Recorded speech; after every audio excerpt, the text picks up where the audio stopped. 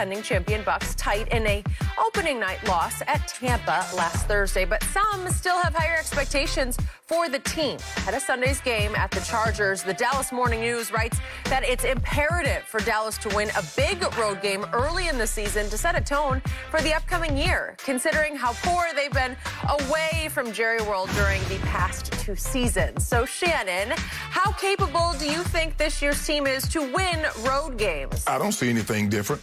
Why is this team any different than the previous teams? Last time they won a road game against a team that made the playoffs was in 2018. Man, you know, Skip, I was barely 50 years old. Yep. Now I'm 53. So that's how long it's been. 3 years since y'all won a road game against a team that made the playoffs in the same season. You don't have to tell me. Get what? He gonna be 54. I'll be 54 before y'all go to the playoffs. Skip, look. The Cowboys, every year, we hear, moral victory. And this is Stephen Jones was on the radio talking about this is a sign of things to come. Does he know y'all lost? Do I need to tell him? Stephen, you guys lost that game. So if this is a sign of things to come, I see more L's in your future. By the way, the quote was from Stephen. You did get a taste of the type of brand of football that we're going to play this year. Go ahead. Losing football. Yep. Because that's what happened. You lost. Were you surprised at how well they played? Yes, you were. Well, Skip, who cares You about admitted that the next day. Wow, I was surprised. I didn't see that coming. In pro sports, there is nothing other than wins and losses. They pushed the GOAT to a walk-off field goal. Let that sink in for a second, what you say. You over there celebrating the loss. Well, You lost, Skip Bayless. Skip, I still do not believe, I still don't trust their defense. I understand. Skip, they got 4 turnovers and still gave up 31 points. So what happens if you don't get those 4 turnovers? Well, they got goated. That's what he does. Skip, you do okay. They got Herbert. They got, Mac Jones. Mac Jones in week 6. They got my homeboy. Now, you just saw what AB did. So picture Tyreek. You saw what Gronk did. Now picture Travis Kelce. You saw what Brady did. He can't move. What about my homeboy and Arrowhead? And you skipped over at New Orleans, and all of a sudden that doesn't look so winnable. And Tyler Heineke. And Jalen Hurts. Make it hurt. Everybody hurt. Yeah, everybody's going to hurt. You in for it. I've been waiting for this moment for a very, very long time. No, you've been living in this moment for like 3 years. Justin Herbert just shredded a very good Washington defense. He did. I'm foreshadowing.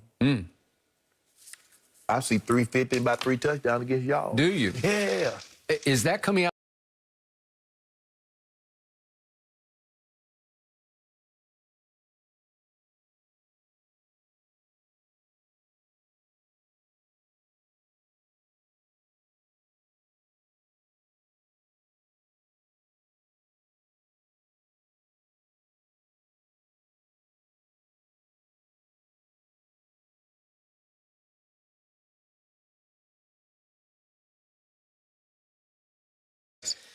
And in that game, they put up 424 yards to Washington's 259.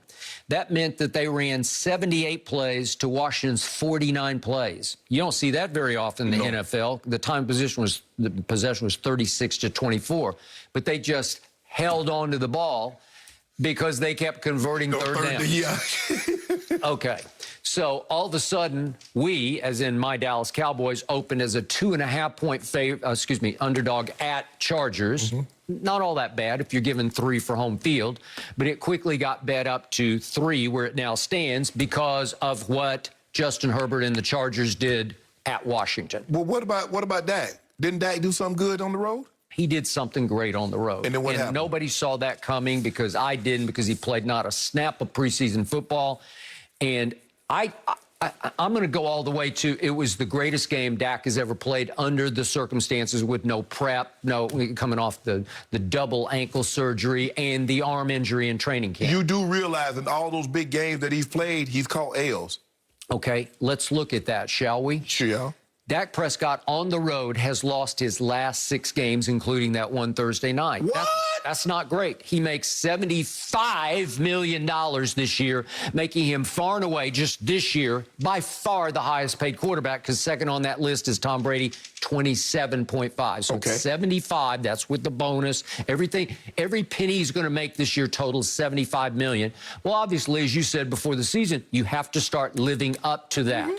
When there was no pressure or very little and zero expectations, when Dak was a raw rookie who got thrown into the fire out of the 4th round in Mississippi State in place of Tony Romo and his perpetually broken collarbones, all of a sudden, what did we see? Dak went 6-2 on the road as a rookie. Yeah. Remember those huge wins at Aaron Rodgers? Yeah, I remember. At Ben Roethlisberger? Yeah, Remember those games? Yeah, you were standing on the table, yeah.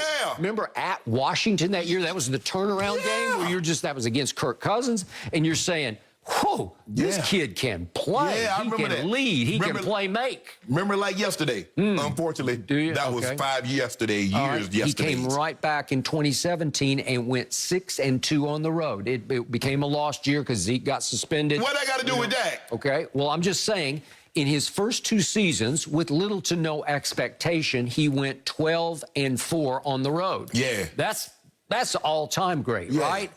And since then, he is 6-13 on the road.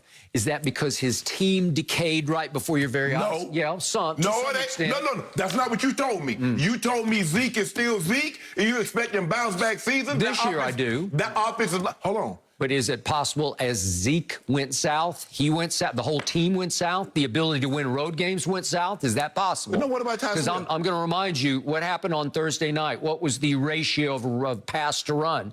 It was 58 passes to 18 runs. Yeah. And we're going to talk about this in depth a little later in the show, so buckle up for that. But there were 28 runs called, said Kellen Moore, the offensive coordinator. I called 28 runs. 28? Yeah. Dak checked out of 12 and threw the football. Okay, so Dak says, I want the ball and put it in my hands. I'm going to take it out of my best friend's hands, and I'm going to throw the hell out of it. And he almost got them home. But can you get them home in another big road game? Because they're going to loom larger and larger. Right. And this one is obviously way more winnable than the one last Thursday night was. Still, but I think you agree with me. They've invested heavily on the offensive side of the football. Most of their money with Dak, Amari, Zeke, Zach, Lyle Collins, Tyron Smith, a lot of the lion's share of their money is invested on that side. So you expect that side of the ball to carry the lion's share of the load. And they're going to have to.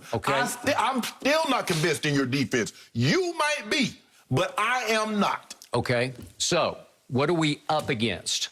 What are the handicaps going forward? Well, obviously, Lyle Collins got suspended for 5 games. That's the right side protector, right? Yeah, And he was sensational. I didn't expect him to get suspended for 5 games. But you expect something to go wrong with the Cowboys, no, right? I don't. I don't. Oh, so they're past that now. Well, again, we have won 5 championships in our lifetime. But there you go. Okay. You going way back. We are still America's team. For real, So are you saying it's cursed? Are you saying that what can go wrong always goes wrong with the Cowboys? Because it doesn't always go wrong.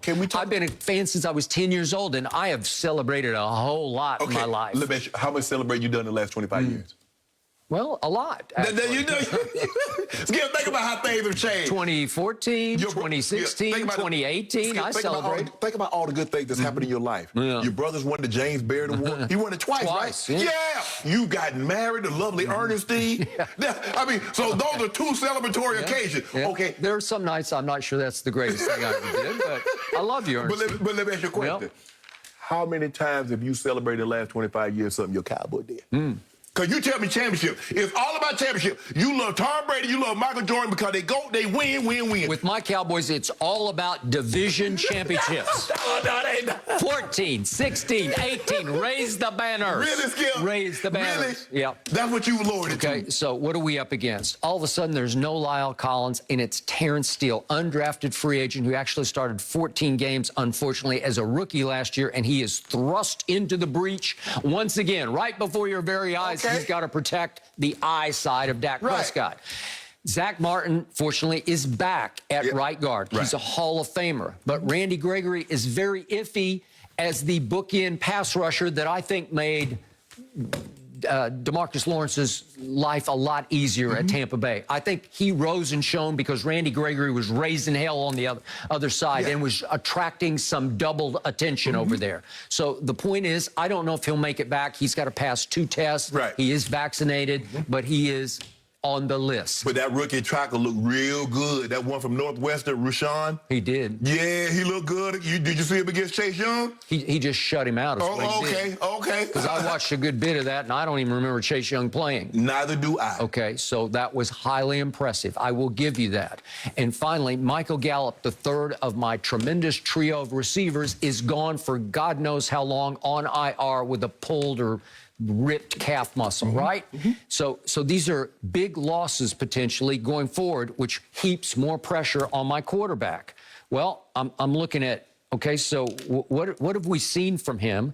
Well, last year we saw him lose at the Rams, but he played very well. And they got a bad call. They got the offensive push-off on Michael Gallup, remember? So they opened up, but they lost at the Rams. I give you, that was an L, and I'm not even going to take a moral victory in that one. And then they went to Seattle, and they lost, and Jerry Jones is the next day ripping Dak Prescott, saying, because there's a last-second throw to tie the game into the end zone, it got picked. And he said, well, Patrick Mahomes makes that kind of play where you wheel out of the pocket and scramble mode, and then you find somebody and then he tagged Romo makes those plays. Okay? Dak, you got called out. So here we go. And then we go back to the hard to remember 2019 season. And what did we see again and again and again? Well, the last 3 games on the road were at New England. They lose 13-9, and Dak was not very good. I know it was foul weather.